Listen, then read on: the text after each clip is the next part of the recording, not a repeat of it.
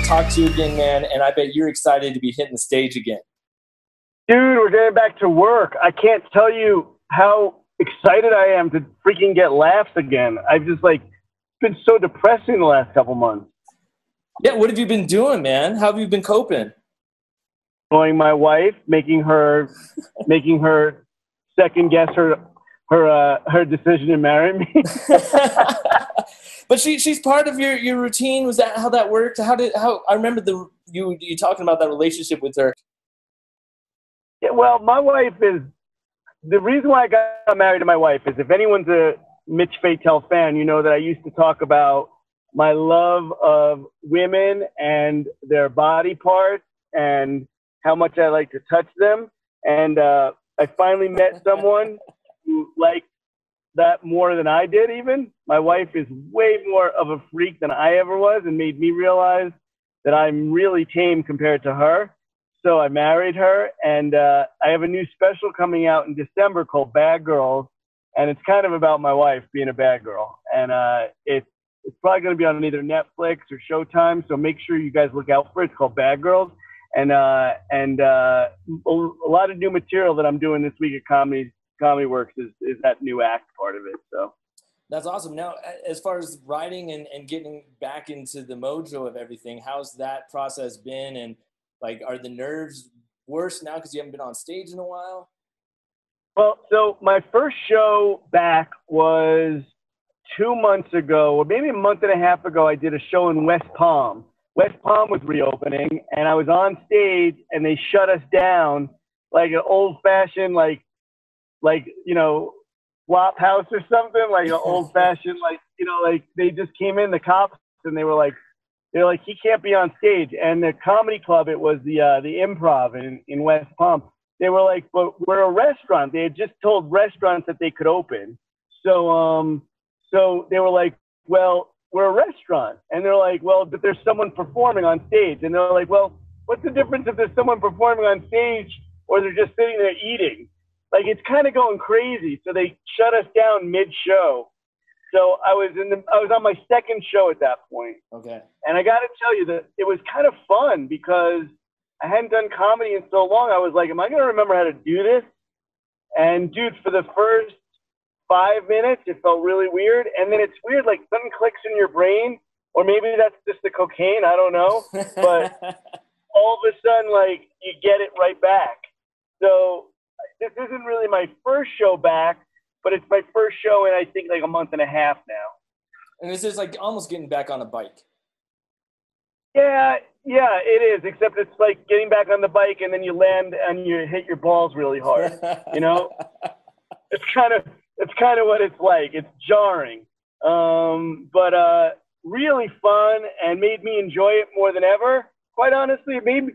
I got to tell you, I think we can all agree that COVID has definitely made us appreciate things more than ever, not wearing a mask all our lives, and I kind of appreciated my career more than ever. I was like, wow, I do something really cool. And when I couldn't do it, I've been doing it for 30 years weekly. So to all of a sudden not do it for 6 or 7 months was almost a good thing because it made me remember how much I love doing it and also how fun it is, Yeah, without a doubt. And then do you think that, because you have your own podcast, it's called Punchlines Podcast, and then do you kind of go over the psychology of, or at least the description I was listening to a little bit, it says the psychology of stand-up. Do you think that helps you at all kind of cope with everything that's been going on? I think having a sense of humor helps everybody cope. What's unfortunate is our society is getting weird now about making jokes about stuff. So the stuff that used to make us laugh to kind of let the steam off, we're almost not allowed to say anymore. And it's a weird feeling that you can't, comics' jobs are to be sarcastic. So March 14th or 15th I did a show, and we were just starting to hear about COVID. We were just starting to hear about it. And I always take the first flights out of towns that I'm in, and an old guy gets on. He goes, "You don't look so good." He says, "You don't." So I'm a comedian. What am I going to say? Well, sir, let me tell you something. I didn't have enough sleep, so of course I go, yeah, it's that freaking COVID, man. It's just got me down. Oh, no. And like, dude, the pilot had to come back and talk to me. The flight attendants took me off the flight. They were like, "Are you sure you don't have COVID?" It was called Corona back then. Yeah. But I was like, I promise you I don't have it. This freaking old guy was being crazy, telling me I didn't look good. What am I going to do? Say, you know, and then I started realizing, like, oh, that's kind of the world. Like, if you make any jokes about anything at all, they take everything serious. And I was like, man, that's the saddest thing to me, is that COVID's kind of hurt that. Like, the whole world's like, you can't laugh anymore, you know? Comedians are almost needed more than ever before. Appreciate you saying that, because I used to think that we were the cool guys in the room, because we said the things you weren't supposed to say. And didn't Dave Chappelle prove it? He did a special that everybody hated except the audience. I mean, all the critics were like, "Oh, you can't say that, terrible."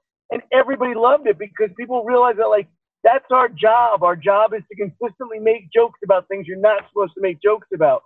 And once you take that tool away, then we're just freaking giving TED Talks. And you don't want a TED Talk from a comedian, because we're freaking nuts. Dude, yeah. So what happened? Did they kick you off the plane? Did they let you back on it? It made me literally, like, beg them. I went down on the pilot. I got it finally. No, totally, without a doubt. Well, I'm looking forward to your show, Yolo Rum.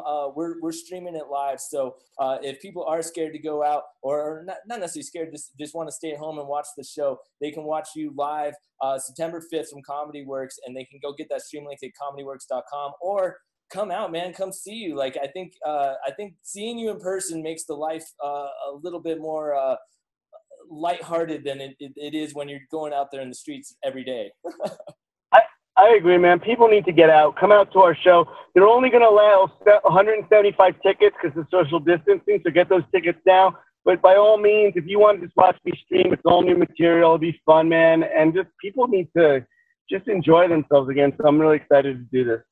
Well, I got a bottle of rum for you, man, when I see you on Saturday, and I'm looking forward to the show. And you can get those tickets right now, comedyworks.com. If you use the word YOLO, you'll get $5 off. And I'll see you soon, bro. And I got to refer to your Twitter, because you said, Mitch, if they don't come out to your show Saturday, you're going to riot. Is that right?